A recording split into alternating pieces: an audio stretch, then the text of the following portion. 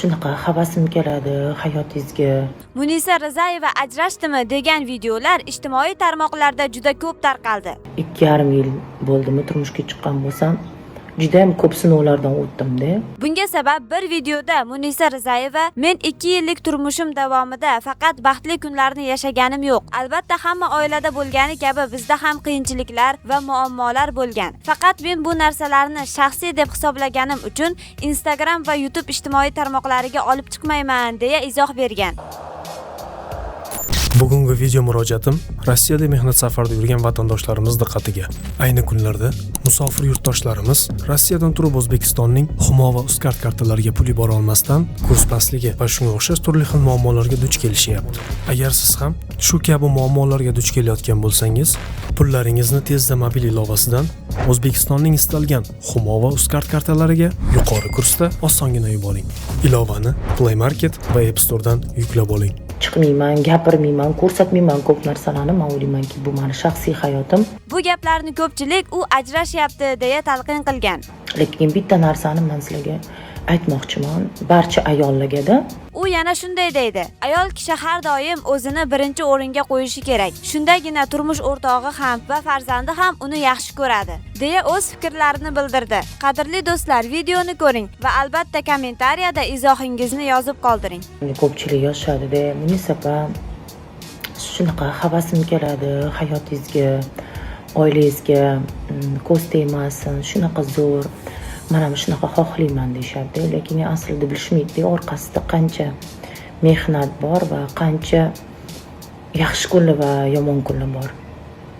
Men bilasizlarmi, mana shu 2,5 yil bo'ldimi turmushga chiqqan bo'lsam, juda ham ko'p sinovlardan o'tdim-da. Yaxshi kunlardan, yomon kunlardan. Albatta men hech qachon shu Instagramga chiqmayman, gapirmayman, ko'rsatmayman ko'p narsalarni. Men o'ylaymanki, bu meni shaxsiy hayotim va shaxsiy hayotimda faqat men va meni oilam bo'lishi mumkin. Albatta Instagram va muxlislarim xalq emasda. Lekin bitta narsani men sizlarga aytmoqchiman, barcha ayollarga-da. Birinchi o'rinda albatta o'zingizni qo'ying. Eringizni emas, farzandingizni emas, o'zingizni.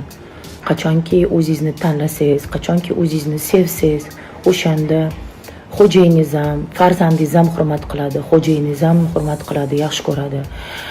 Qachonki biz mana shu o'zimizni yo'qotib qo'ysak, o'zimizga qaramasak, o'zimizni tanlamasak, yaxshi ko'rmasak, sevmasak, o'shanda atrofdagi insonlar ham bizani unutib qo'yishar ekan va hurmat ham qilishmaydi, sevmaydi ham. От любви до ненависти один шаг deydi-ku. Shu uchun qizlar, o'zinglarni sevinglar, o'zinglarni tanlanglar. O'zinglarga juda ham katta e'tibor beringlar. Bu juda ham muhim narsa. Nafaqat oilada, o'zi aslida juda ham muhim narsa. Tanlovingizni hurmat qiling, o'zingizni hurmat qiling. Chegaralar qo'ying. Men o'ylaymanki, bu juda ham muhim narsa odamning hayotida. Вот. Bilasizlarmi, biz ko'p narsalarni odamlardan kutamiz-da. Hech qachon odamzoddan hech narsa kutmang. Siz sevasizmi, siz seving. U sevadimi sizni, sevmaydimi sizni, uni ishi, uni tanlovi. Lekin sizlar sevsangiz, seving. Просто tak. Kutmasdan, hech narsa kutmasdan. Odamlardan. O'zi aslida hech narsa hech kimdan kutish kerak emas. O'shanda menimcha siz baxtli bo'lasiz. Chegaralar juda ham muhim. Va o'zni qadrlash deydi-ku. O'zingizni qadrlang, ayollarimiz.